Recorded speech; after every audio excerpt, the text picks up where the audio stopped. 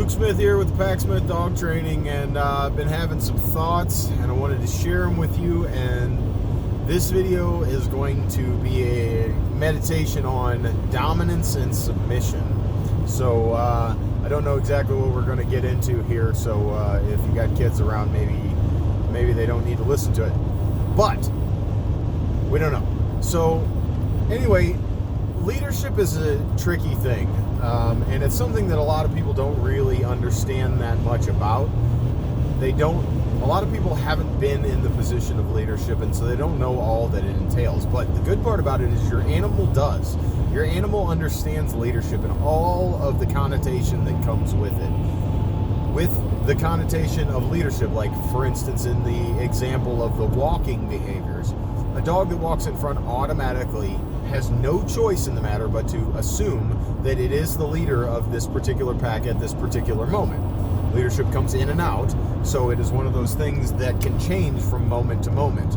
And you'll see this in your own lives in families where you might have a person who is specifically competent in one area, whereas the other partner might be specifically competent in another area. And so you will see the leadership position switch. And then there'll also be a static long-term leadership position that generally doesn't fluctuate nearly as much, and that is just a matter of which is the more dominant creature. Now that can shift, and I think there are certain recreational activities that people get into where they mimic this shifting of that dominance, where they get to live from the position of the submissive character and have somebody else take control of everything. And I think that some people use that as a compensation for the fact that they, in other areas of their life, have to be a very, very much more dominant person, and they have to stand in the authoritative role. And so if authority and leadership were always the right answer, and it were always the position that everyone was trying to achieve, then why would this particular profession exist at all? Why would anybody ever want to leave the position of dominance? And that is because there are, despite some naive people's understandings, some benefits to being the subordinate in a relationship, any kind of relationship. And I'm not just talking about romantic ones. I'm talking about paternal and maternal relationships, spousal relationships, friendships, all of these things. People will find comfort in not being the dominant person in a relationship. There is a Brooklyn Nine-Nine episode where the secondary character, who's played by Joe Latruglio, ends up effectively being of the beta and doing it properly with one of the alpha characters, which is Lisa Pirelli. And so he basically puts himself in a position where he feigns a submissive posture in order to get sympathy from the alpha and have the alpha go and fight the battle with another alpha for them. And so in this situation, the one actor who's super funny, and I can't think of his name, is dominating him inside of his own household. He came in and basically invited himself to live with Joe Latruglio's character, and is causing all sorts of havoc and all sorts of imbalance in their situation. And the beta in that situation has the opportunity to look to another alpha, present its case in the matter of submission, and saying, I am not capable of solving this problem, woe's me. And then the alpha, being a proper alpha, will say, I am the strong one, I have the ability to solve this problem, whereas my beta does not. And she actually goes in and confronts the other character and gets him to stop doing the things that Joe Latruglio's character doesn't want him to do. So that's an example. You can look into it. I will find out what episode that is, and so that people can go and watch it. And it's a really funny episode anyway, but it speaks on this dominance issue. So what are the benefits? Well, one of the benefits is the fact that you have the ability of going to the stronger person and having them solve the problem for you, having them make sacrifices in your stead so that you can so that you can garnish the benefit for it. And so what that does is that puts the alpha, who we are all striving to be alphas in our situation, and not from a position of dominance and who I get everything that I want, but because the alpha position is the most burdened position. It is the position where you are the place where the buck stops. You are the last resort for any problem. So when problems are too big for someone else to face, then you have to step in and do something about it. And it's your obligation. Simon Sinek gives a speech on this that I really like, that I watched with a good friend of mine this morning, and he says that the problem we have with big investment bankers that are getting these gigantic salaries for playing a numbers game and cutting the fat in their organization and saving the company money, and then they get this big $250 million bonus or something, or X number, whatever, and that offends us on a biological level, because we understand biologically, whether we do consciously or not, that the alpha's position, the leader's position, is to sacrifice themselves when the going gets tough, not sacrifice others. Same way that it would happen in a tribe in ancient times, whenever we were a tribal culture, is that the leader would be given first rights to the food, so that they would maintain the strongest stature, because they know that that leader is the person with the most serotonin in their system. They're the most confident of us, and generally are also somewhat bigger and stronger. And so when the threat was physical in nature, it was beneficial for our species to keep the strongest fed first, and the weakest, who have a lower caloric net need in the first place, would eat last, and they would get some of the scraps. Now, is that fair? No, it's not fair. Is it also something where the leader and the strong, or the alpha, is it in their best interest to eat up absolutely as much food as they possibly can and let the lower people on the totem pole just go hang? Obviously not. We don't want them to have this. We don't want, as alphas, for our subordinates to be malnourished and to be resentful in the situation, because whenever they're pulling guard duty in the middle of the night, are they going to wake us up when the danger presents itself? Maybe not, because they got an elbow in the face when it came to feeding time, and they're resentful about the situation. So that's where Simon Sinek, to sum up his whole Leaders Eat Last book, there is benefit for us, especially in a civilized culture, to allow our subordinates to eat first. Now, is that a good thing for us to do with our dogs? My argument would be no, because the fact of the matter is we need to dispel the myth in a dog's mind that it is the leader. And this is important, and it's not for our benefit as much as it is for their benefit, because I happen to have 2 extra layers of brain than my dog does. My dog's super smart, and he understands a lot of things. In fact, I have witnessed him go out into a dog park and start training the other dogs in my stead as my second in command, and he will go out and do that on his own, and he will contain energy levels. He will address rude and imbalanced behaviors, and he will also herd animals, because he's a herding dog, and so it's a little bit instinctual, but a little bit of it is because he's watched me do it for years and years now.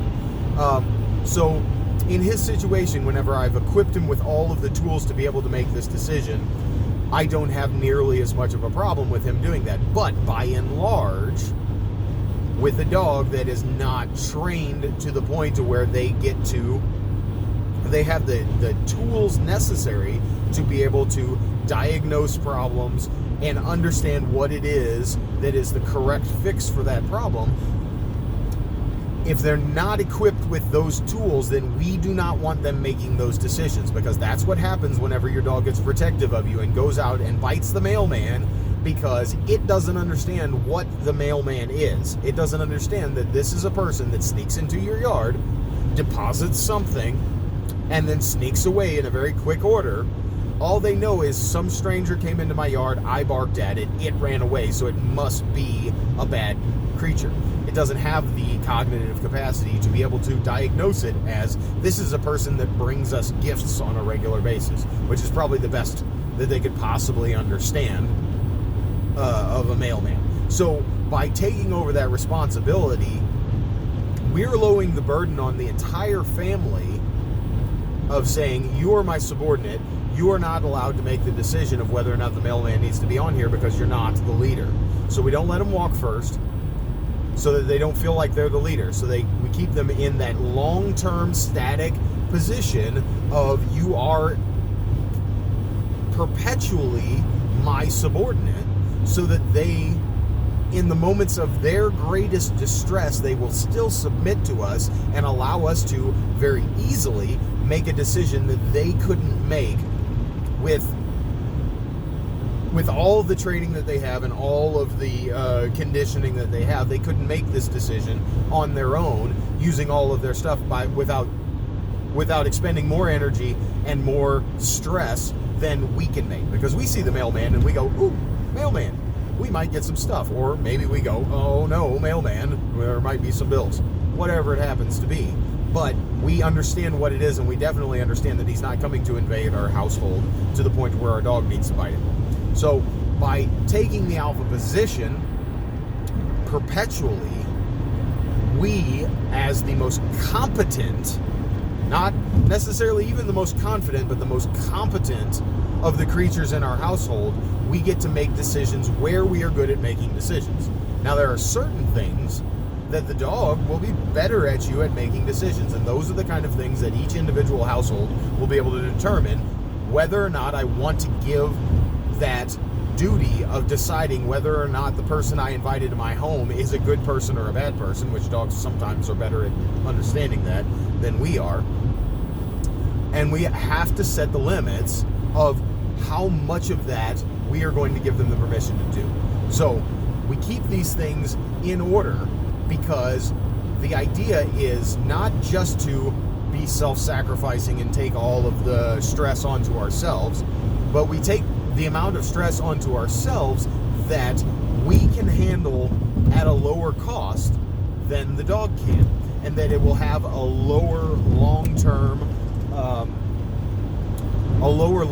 effect on the dog and the household as a whole, so that we can lower the stress of the entire house, because stress kills. And this is something that I think a lot of people are not really hip to in this country. Is stress causes things like heart conditions, diabetes, cancer, honestly, you name it. And stress is if it's not a direct cause, it is an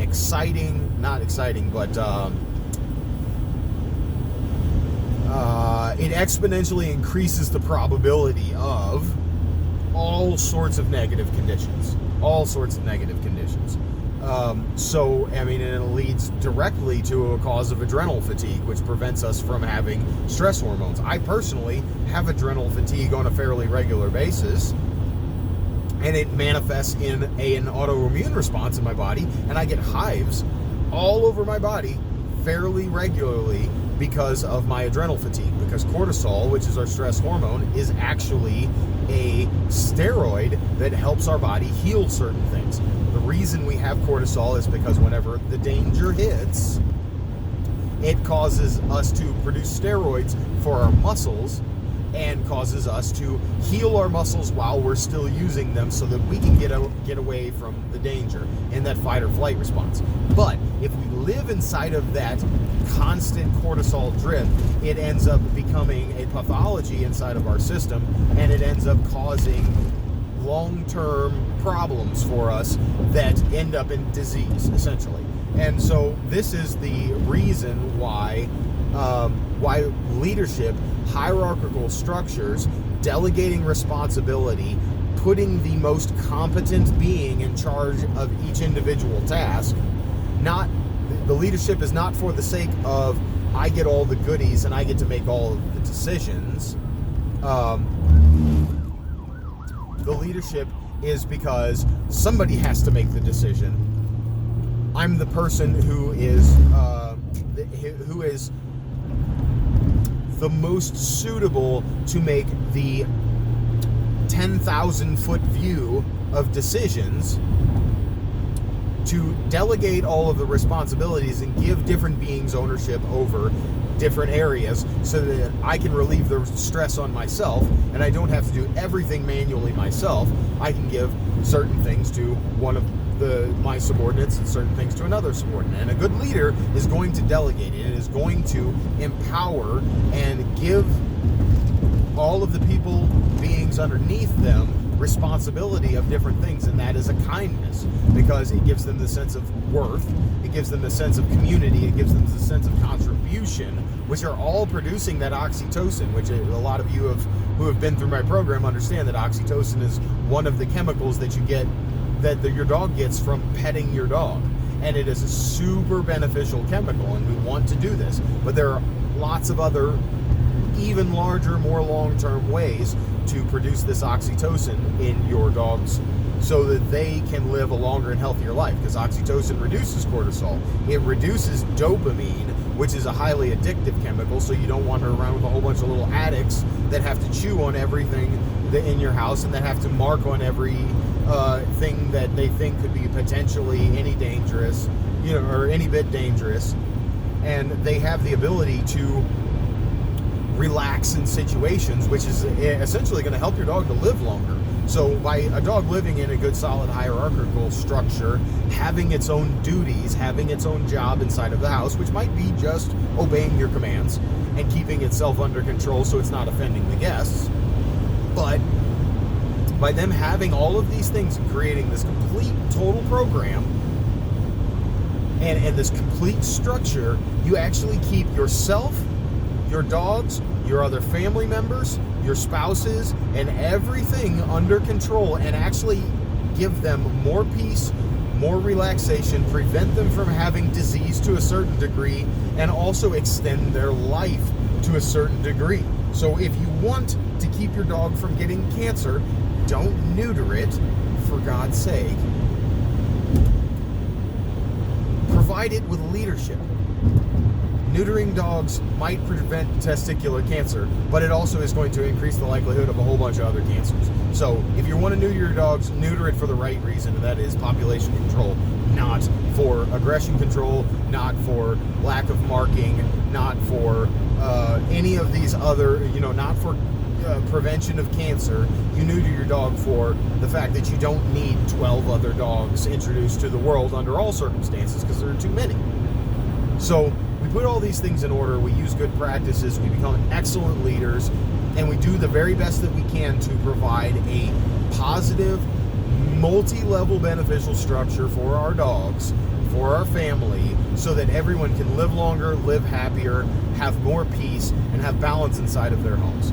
I love you guys. Luke Smith with the Pack Smith Dog Training. I hope you find this helpful, and hope you don't find it to be a rant. But if you don't like what I have to say about this stuff, enter into the comments.